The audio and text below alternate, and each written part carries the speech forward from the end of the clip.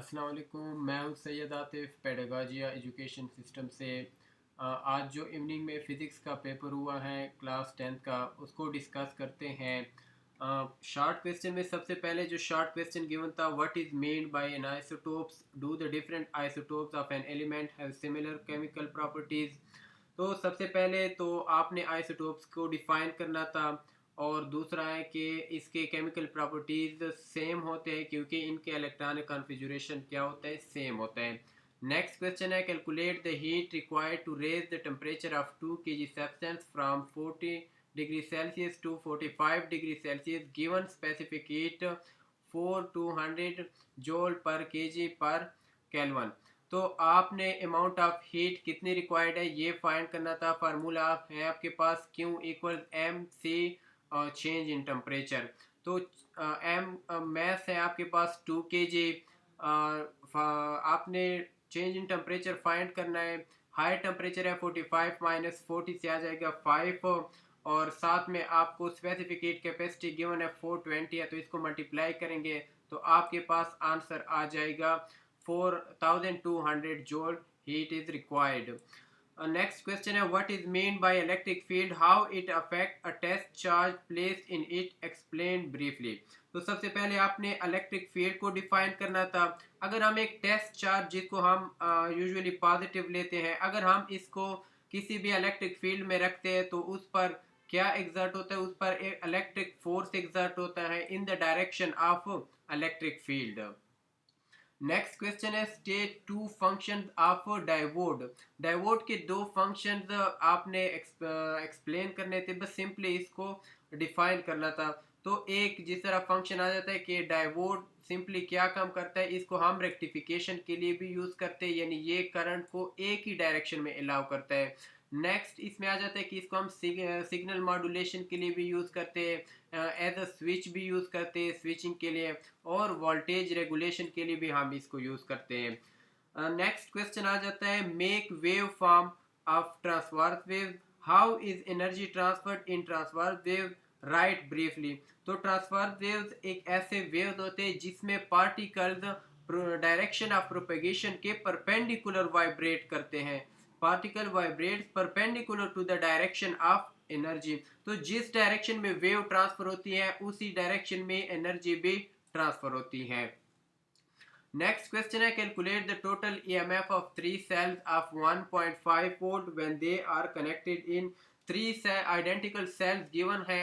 अगर हम इसको सीरीज में कनेक्ट कर दे तो टोटल हमारे पास ईएमएफ कितना आएगा, और अगर पैरेलल में कनेक्ट कर दे तो कितना आएगा। तो सीरीज में जब हम सेल्स को कनेक्ट करते हैं तो वो ऐड हो जाते हैं, तो हमारे पास कितना आ जाएगा 4.5 वोल्ट। जबकि पैरेलल में हमारे पास वोल्टेज क्या रहता है, सेम रहता है, चाहे हम जितने भी आइडेंटिकल ईएमएफ कनेक्ट कर दें। क्वेश्चन नंबर 4 आ जाता है हमारे पास, calculate the cost of using 1000 watt heater for 5 hours if the cost of 1 unit is 30 rupees. तो सबसे पहले हमने फाइंड करना है एनर्जी, कैलकुलेट करेंगे और फिर इसको हम मल्टीप्लाई करेंगे 30 के साथ। तो एनर्जी किस तरह कैलकुलेट करेंगे, हमारे पास पावर का फार्मूला है P equal E divided by T. अब E के लिए इक्वेशन आ जाएगा E equals P multiply T। तो P हमें गिवन है 1 किलोवाट है, और टाइम गिवन है 5 आवर। तो इसको मल्टीप्लाई करेंगे तो हमारे पास एनर्जी आ जाएगी 5 किलोवाट आवर। अब इसको हम पर यूनिट बिल है हमारे पर यूनिट हमारे पास आता है 30 रुपीज का। तो हम एनर्जी के साथ सिंपली मल्टीप्लाई करेंगे तो हमारे पास कॉस्ट निकल आएगा जो कि 150 रुपीज बनता है। नेक्स्ट क्वेश्चन है, what is refractive index, calculate refractive index of a medium speed of light in it is 2 times 10⁻8 metre per second. हमने सबसे पहले रिफ्रैक्टिव इंडेक्स डिफाइन करना है। रिफ्रैक्टिव इंडेक्स क्या होता है, ratio of speed of light in vacuum to the speed of light in any medium, n equal c divided by v आ जाएगा। अब हमने अगर रिफ्रैक्टिव इंडेक्स फाइंड करना है एक मीडियम का जिसमें स्पीड ऑफ लाइट है 2 times 10⁻8 मीटर पर सेकेंड, तो स्पीड ऑफ लाइट पर हम डिवाइड करेंगे तो हमारे पास आ जाएगा 1.5, जो कि ये रिफ्रैक्टिव इंडेक्स है ग्लास का। नेक्स्ट क्वेश्चन है state Lenz law, how it determine the direction of induced current, explain briefly. अब लेंज लॉ क्या होता है? लेंज लॉ सिंपली हमें ये कहते हैं कि जब भी किसी कॉइल में मैग्नेटिक फ्लक्स चेंज होता है तो उसमें ईएमएफ इंड्यूस्ड होता है और वो ईएमएफ अपने ही काज को क्या करता है? अपोज करता है। तो सिंपली हमने ये दिखाना है कि अगर वो अपने काज को अपोज करता है तो जब हम उसके करीब मैग्नेट लेकर जाते हैं तो उसमें जब करीब लेकर जाते हैं तो वो करीब वाला साइड इसका नॉर्थ पोल बन जाता है और फिर हम राइट हैंड थंब रूल से इसके डायरेक्शन को डिटरमाइन कर सकते हैं। नेक्स्ट क्वेश्चन आ जाएगा, calculate the power consumed by an appliance operating a 220 volt drawing current of 2 ampere. तो हमें करंट की वैल्यू गिवन है 2 एम्पेयर है, वोल्टेज भी गिवन है, तो पावर का एक फार्मूला है P इक्वल्स वी आई। तो सिंपली हम मल्टीप्लाई करेंगे तो हमारे पास पावर की वैल्यू आ जाएगी। नेक्स्ट क्वेश्चन है state two differences between DC and AC.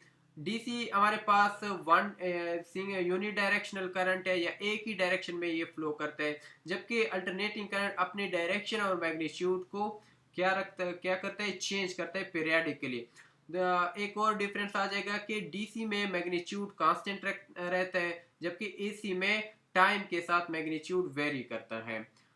Next question है why do coastal areas have moderate temperature than inland area, explain briefly. तो कोस्टल एरिया जो होते हैं वहाँ पर टेम्परेचर क्या रहता है? मॉडरेट रहता है, क्योंकि समंदर पर जब हीट रेडिएशन पड़ती है और ज़मीन पर पड़ती है तो समंदर का पानी जो होता है उसका स्पेसिफिक कैपेसिटी ज़्यादा होता है तो वो ठंडा रहता है, जबकि ज़मीन जल्दी गर्म हो जाती है। तो समंदर से हवाएं चलती हैं ज़मीन की तरफ, तो और रात के वक्त फिर ज़मीन से हवाएं चलती है कहाँ पर? समंदर की तरफ। तो ये जब विंड एक्सचेंज होते हैं तो इसी प्रोसेस की वजह से कोस्टल एरियाज जो होते हैं उसका टेम्परेचर मॉडरेट रहता है।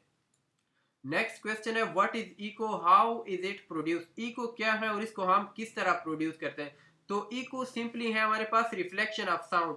किसी भी क्लोज्ड एरिया में जब हम अपना साउंड निकालते हैं और वो साउंड वापस आ जाता है हमारे पास 0.1 सेकेंड के बाद, तो उसको हम क्या कहते हैं? इको कहते हैं। और साउंड जब भी ये हम निकालते हैं और ये बाउंस बैक होगा, रिफ्लेक्ट होगा, तो इसी तरह हम इको को क्या कर सकते हैं? क्रिएट कर सकते हैं। नेक्स्ट क्वेश्चन है describe the role of moisture in the discharge of an insulator. तो इंसुलेटर के डिस्चार्ज करने के दो मेथड थे, एक हीटिंग मेथड था और एक था हमारे पास मॉइस्चर कंडीशन में रखना। तो मॉइस्चर कंडीशन में जब हम रखते हैं तो वहां पर वो क्या हो जाता है? पार्ट टाइम के लिए वो कंडक्टिव बन जाता है और वहां से चार्जेस क्या हो जाते हैं? वो चार्जेस इससे चार्जेस निकल जाते हैं, डिस्चार्ज हो जाता है। तो ये एक हमारे पास मेथड था, सिंगल मेथड ही इसमें पूछा गया था और बस इसमें मॉइस्चर कंडीशन ही लिखना था। नेक्स्ट क्वेश्चन है name any 6 region of electromagnetic spectrum. तो इलेक्ट्रोमैग्नेटिक स्पेक्ट्रम में कोई भी आपने वेव्स लिखने थे, जैसे कि आप गामा रेज लिख सकते थे, एक्स रेज है, अल्ट्रावायलेट है, विजिबल रेंज है, इंफ्रारेड है, माइक्रोवेव्स है, रेडियो वेव्स है। कोई आपसे ऑर्डर नहीं पूछा गया था। अगर इंक्रीजिंग ऑर्डर में पूछा गया है तो आप सबसे पहले लिखेंगे गामा रेज की वेवलेंथ कम होती है, इसके बाद एक्स रेज की ज्यादा होती है, फिर अल्ट्रावायलेट की ज्यादा होती है, फिर विजिबल ज्यादा होती है। तो इंक्रीजिंग वेवलेंथ में चूंकि क्वेश्चन पूछा गया था तो आपने ये 6 लिखने थे।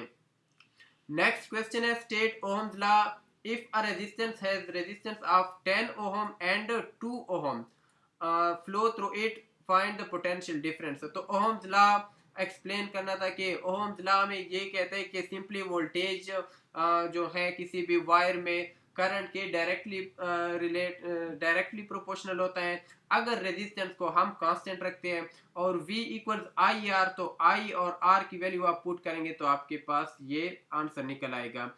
नेक्स्ट क्वेश्चन है what is mean by the term half life of a radioactive substance, explain briefly with an example.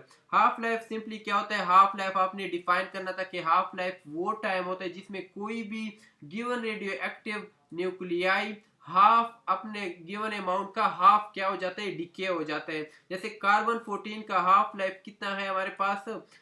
5730 years है। यानी अगर हमारे पास 100 ग्राम कार्बन 14 है हमारे पास, तो वो 5730 ईयर्स के बाद वो कितना बाकी बचेगा, 50 ग्राम। नेक्स्ट क्वेश्चन है, an object is placed a 2 centimetre from a convex lens. एक ऑब्जेक्ट कन्वेक्स लेंस से 2 सेंटीमीटर के डिस्टेंस पर रखा गया है, यानी डिस्टेंस ऑफ द ऑब्जेक्ट क्या है, 2 सेंटीमीटर, और इमेज बन रहा है, डिस्टेंस ऑफ द इमेज है 6 सेंटीमीटर। तो हमने फोकल लेंथ फाइंड करना है। तो फोकल लेंथ हम किस तरह, हमारे पास फार्मूला है 1/f इक्वल 1/v माइनस 1/u, यानी डिस्टेंस ऑफ इमेज माइनस 1/डिस्टेंस ऑफ ऑब्जेक्ट। तो इसमें वैल्यू को पुट करेंगे तो हमारे पास ये इसका आंसर निकल आएगा। नेक्स्ट क्वेश्चन था हमारे पास, give 3 differences between real and virtual image. तो वर्चुअल इमेज और रियल इमेज के दरमियान डिफरेंसेस था। तो आपने लिखना था कि रियल इमेज को हम प्रोजेक्ट कर सकते हैं स्क्रीन पर, जबकि वर्चुअल को हम नहीं कर सकते। नेक्स्ट था, रियल इमेज हमारे पास इन्वर्टेड होता है, जबकि वर्चुअल इमेज हमारे पास हमेशा अपराइट होता है। नेक्स्ट हमारे पास आप ये डिफरेंस लिखे कि real image on the same side of the is light convergence, जबकि विर्चुअल हमारे पास इमेज जो होता है वो अपोजिट साइड पे बनता है। नेक्स्ट क्वेश्चन है, how does wavelength affect the diffraction of wave through a gap. अब देखिए वेवलेंथ, अगर वेव है हमारे पास, उनका वेवलेंथ क्या है, ज्यादा है, लार्जर वेवलेंथ है, तो वहाँ किसी भी गैप से जब वो पास होगा तो ज्यादा डायफ्रैक्शन होगी। अगर वेवलेंथ क्या हमारे पास स्मॉल वेवलेंथ है तो डायफ्रैक्शन भी कम ही होगी। नेक्स्ट क्वेश्चन आ जाता है हमारे पास, state 3 differences between boiling and evaporation. बहुत ही इजी क्वेश्चन है, आप लोगों ने बहुत बार देखे, ये बार बार रिपीट भी होता है जितने भी टेस्ट होते हैं। नेक्स्ट क्वेश्चन है, what is the colour of sky on a clear day. Clear day scattering of light, जो कि यूनिट नंबर 20 था, वहां से क्वेश्चन आया हुआ था। तो हमने देखा था कि sky appears blue on a clear day. क्यों? क्योंकि जब भी लाइट हमारे एटमॉस्फेयर में इंटर होते हैं तो ब्लू वेवलेंथ की जो लाइट है, उनकी जो ब्लू लाइट की वेवलेंथ जो कि छोटी है, तो वो पार्टिकल के साथ कोलाइड करती है और ये स्कैटर हो जाती है, तो हमें आसमान नीला नजर आता है। सेक्शन सी पे आ जाते हैं। फर्स्ट क्वेश्चन है, explain the mechanism of heat conduction in solid with reference to lattice vibration. How heat is conducted in metallic solid through a free electron. तो बहुत ही इजी क्वेश्चन है। कंडक्शन प्रोसेस ही हमने इसमें लिखना था कि हीट ट्रांसफर होते हैं सॉलिड्स में, जो होते हैं मेटालिक सॉलिड्स होते हैं, वहाँ पर फ्री इलेक्ट्रॉन चुनके होते हैं, तो वही हीट एनर्जी को कैरी करते हैं पार्टिकल टू पार्टिकल, और ये सिंपली लिखना था। नेक्स्ट इसका क्वेश्चन है, briefly describe nuclear fusion, why it requires a very high temperature. B part में पूछा गया, during a reaction 55.56 kg of mass is converted into energy, calculate the amount of energy released। तो सबसे पहले nuclear fusion क्या होता है, जिसमें 2 लाइटर न्यूक्लियाई कंबाइन होते हैं और कंपैरेटिवली कोई हैवी न्यूक्लियाई ये बनाते हैं। तो इसको हम सिंपली क्या कहते हैं, न्यूक्लियर फ्यूजन प्रोसेस कहते हैं। अब न्यूक्लियर फ्यूजन प्रोसेस को इनिशिएट करने के लिए बहुत ज़्यादा एनर्जी चाहिए होती है। तो क्योंकि पॉजिटिवली चार्ज रिपेल, आपने लिखना था nuclear repel each other due to electrostatic force and high kinetic energy. तो इन फोर्सेस को ओवरकम करने के लिए हमें क्या ज़्यादा एनर्जी इसको इनिशिएट करने के लिए रिक्वायर्ड होती है।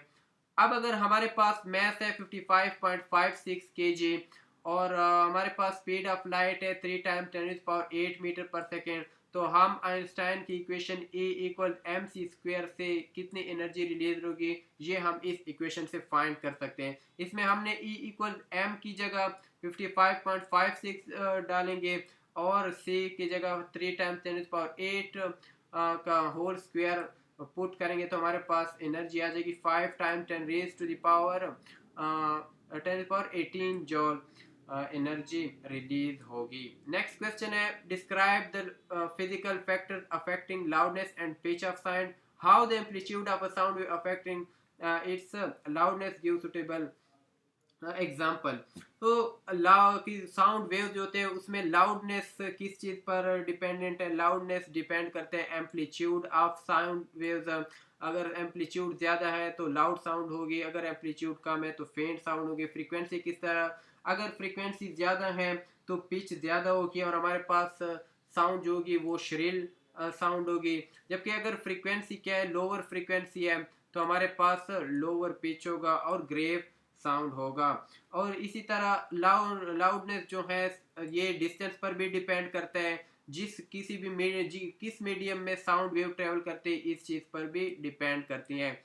नेक्स्ट क्वेश्चन है what is meant by total internal reflection? Make ray diagram to explain total internal reflection. Derive the relationship between refractive index and critical angle. तो सबसे पहले टोटल इंटरनल रिफ्लेक्शन को डिफाइन करना था, उसके बाद डायग्राम बनाना था जो कि बहुत इजी है, और साथ में ये डायग्राम रिलेशन निकालना था।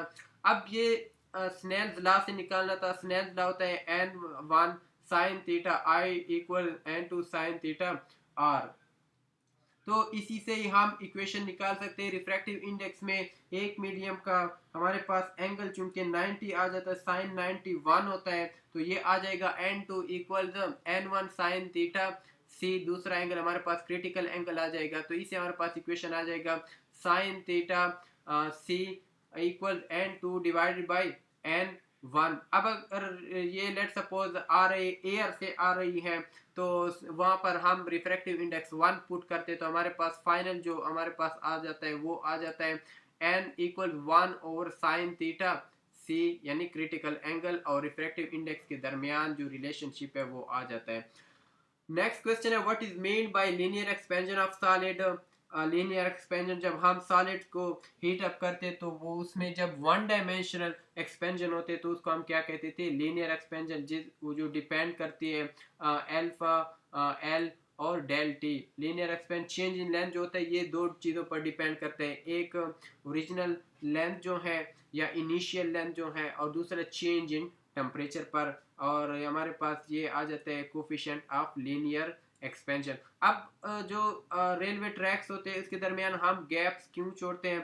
कि हॉट वेदर्स में जब हीट टेम्परेचर ज़्यादा हो जाता है तो वो क्या होता है? एक्सपेंड होते हैं, तो इस वजह से इसके लिए हम गैप छोड़ते हैं। नेक्स्ट क्वेश्चन है what is with the help of circuit diagram the formula for equivalent resistance of two resistor connect in parallel, calculate the combined resistor of two resistance 6 ohm। अच्छा, सबसे पहले तो इसमें पैरेलल रेजिस्टर्स के लिए जब हम पैरेलल रेजिस्टेंस को पैरेलल में कनेक्ट करते हैं तो हमने इक्विवेलेंट रेजिस्टेंस जो को होता है 1 और आर इक्वल 1/R1 प्लस 1 और R2, ये इक्वेशन डिराइव करना था। और इसके बाद दो हमें रेजिस्टर गिवन है जिनकी रेजिस्टेंस है 6 ओम प्लस एंड 3 ओम्स, इसकी इक्विवेलेंट रेजिस्टेंस भी फाइंड करनी थी। तो ये इजी क्वेश्चन था। नेक्स्ट क्वेश्चन आ जाता है हमारे पास, on which principle do the transformer work?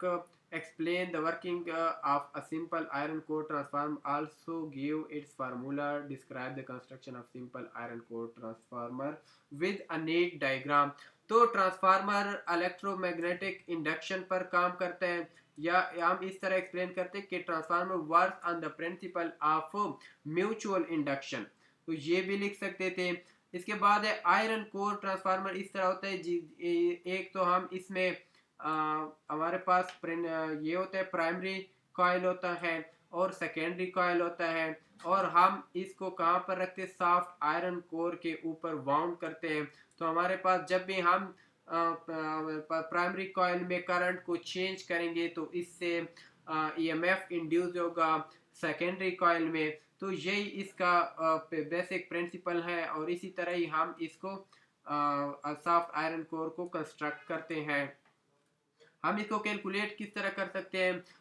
We s divide by v p equal n s divide by n p. V s यहाँ पर voltage in secondary coil, voltage in primary coil, number of turn in secondary coil, number of turn in primary coil. तो इस फार्मूले से हम इसको calculate कर सकते थे। और नेक्स्ट क्वेश्चन है, last question, describe the action of light emitting diode in passing current in one direction only and emitting line, make a diagram. Light emitting diode से क्वेश्चन आया हुआ था, इसको एक्सप्लेन करना था। तो LED is a semiconductor diode that emits light when current pass through in. जब हम किसी भी डायोड को फॉरवर्ड बायस में कनेक्ट करते हैं तो जो लाइट इमिट होती है, तो उस वजह से हम इसको क्या कहते हैं, light emitting diode. Forward bias में हम पॉजिटिव टर्मिनल जो होता है बैटरी का, उसको कनेक्ट करते हैं इसके साथ, पी साइड के साथ, और नेगेटिव टर्मिनल कनेक्ट करते हैं नेगेटिव एन टाइप के साथ। इसी तरह रिवर्स टाइप में हम उल्टा लगा देते हैं, एन टाइप को लगा देते हैं पॉजिटिव टर्मिनल के साथ, और पी टाइप को कनेक्ट कर देते हैं एंड नेगेटिव टर्मिनल के साथ। तो ये भी सा क्वेश्चन था। तो उम्मीद है आप लोगों ने पेपर अच्छा अटैम्प्ट किया होगा। आप इसी के साथ देख लें, कोई भी हो तो कमेंट में बता दीजिएगा। अल्लाह हाफिज़।